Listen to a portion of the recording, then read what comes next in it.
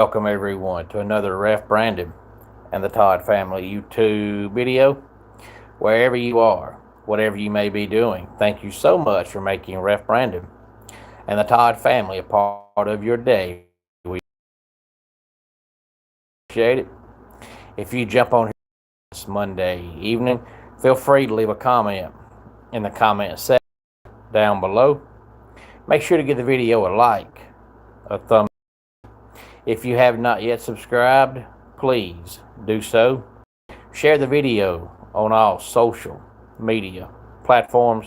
Tell your friends, tell your family about the channel, and make sure you click that bell so you'll get notified whenever we go live, which is just about every single day here on the channel.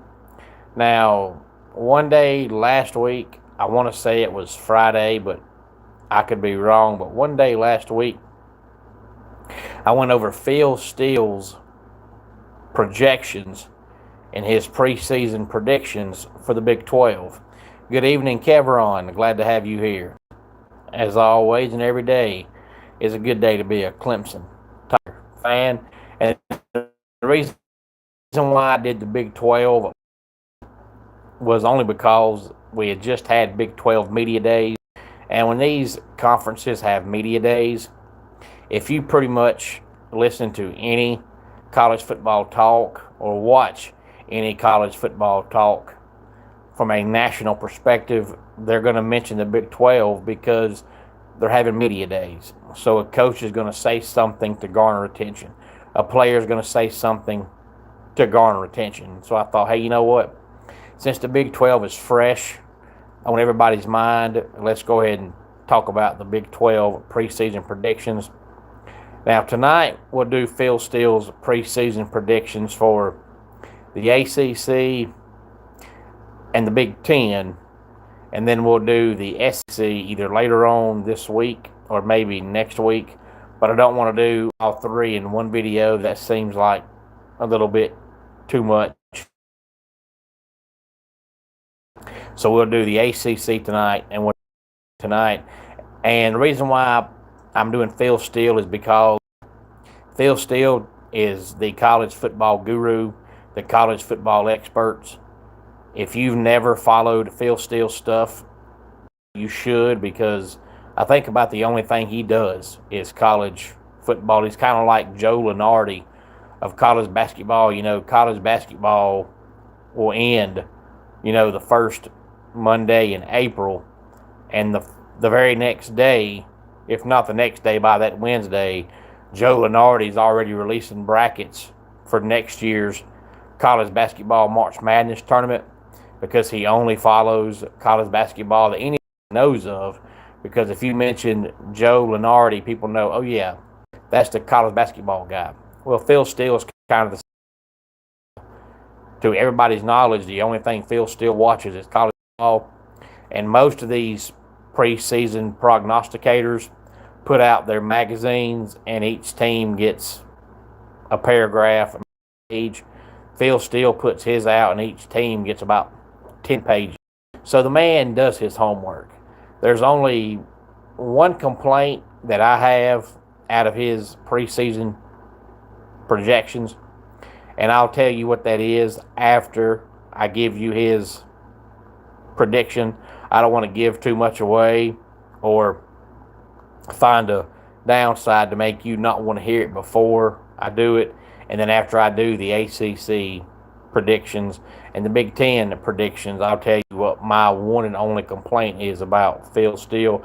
Even though he's generally, I would say most of the years, he's probably 80% right, 20% wrong. But hey, we're human. Nobody's ever going to get every single prediction right. That's never going to happen. Never has, never will. But he definitely gets way more right than he does wrong. But since the man does so much homework, if he gets something wrong, it's not from being lazy. It's just because, hey, we're human and there's going to be things happen that we don't see happening. But as far as the ACC goes, there's, 17 teams because Notre Dame is not fully in the conference. Hey there, Noah. Glad to have you here on this Monday night. Noah, If you have not subscribed to the channel, please do so. Feel free to give the video a like, a thumbs up, and subscribe to the channel. And tell your friends, tell your family about the channel.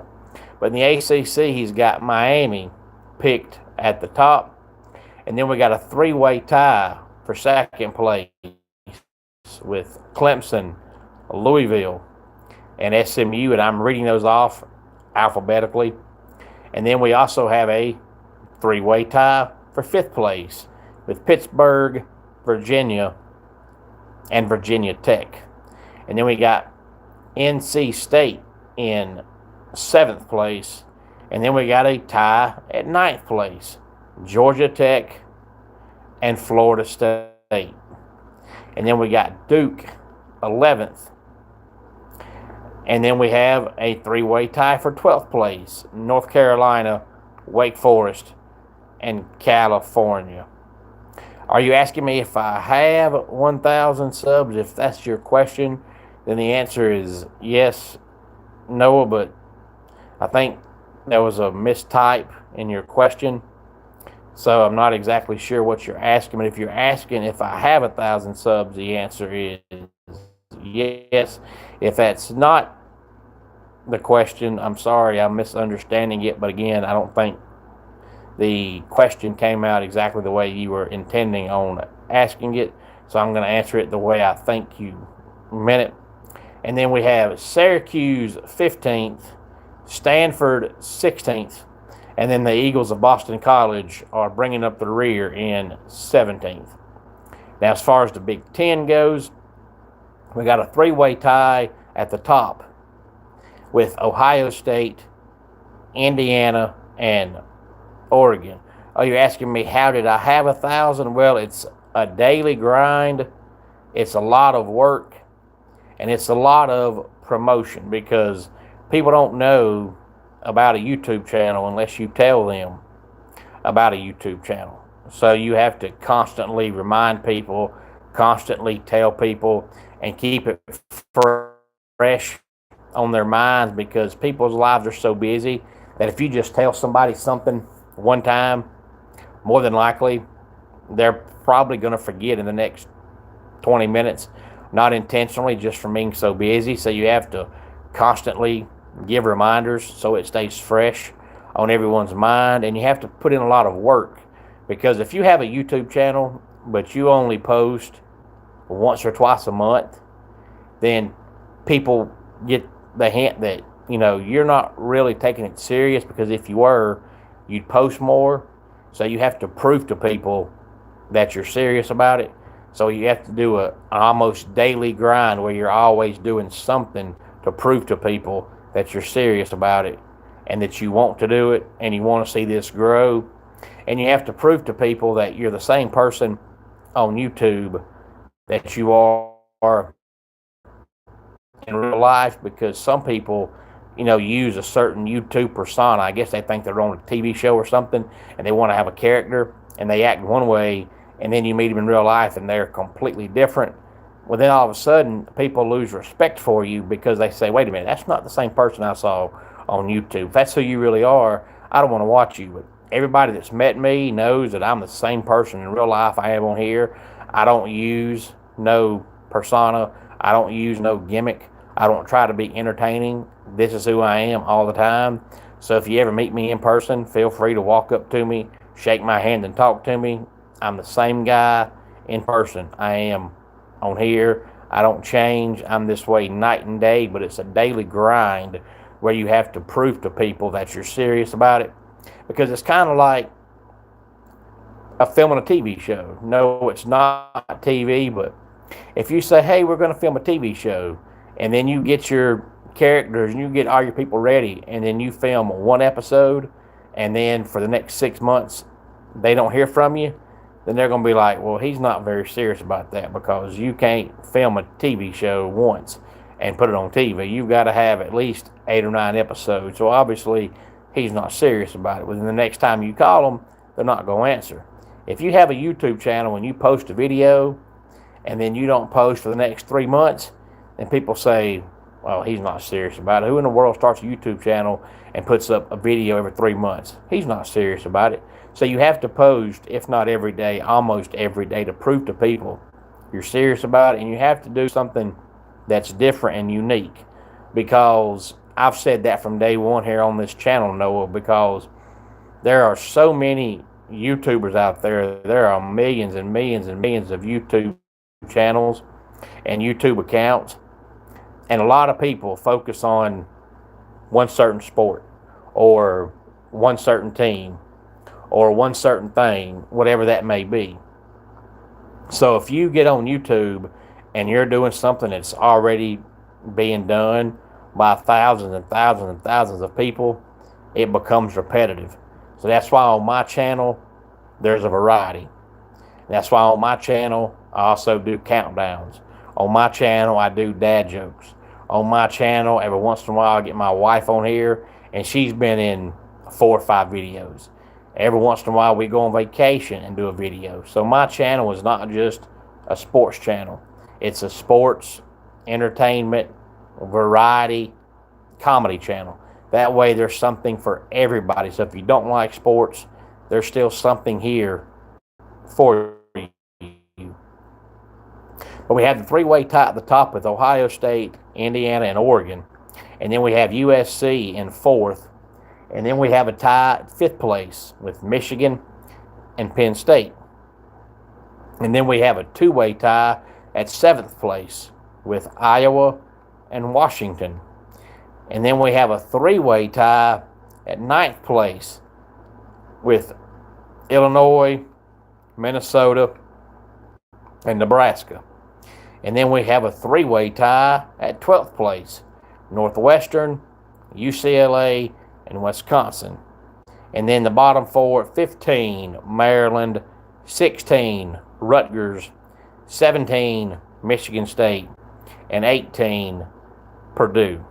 So that is the predicted order of finishes this year in the ACC and the Big Ten, according to Phil Steele. And again, I'll do the SEC either later on this week or next week and let you know what Phil Steele says about the sorry excuse for a conference, otherwise known as the SEC. But my one complaint about Phil Steele, and it's not anything big, I guess it's just me nitpicking because he is right more than anybody else is.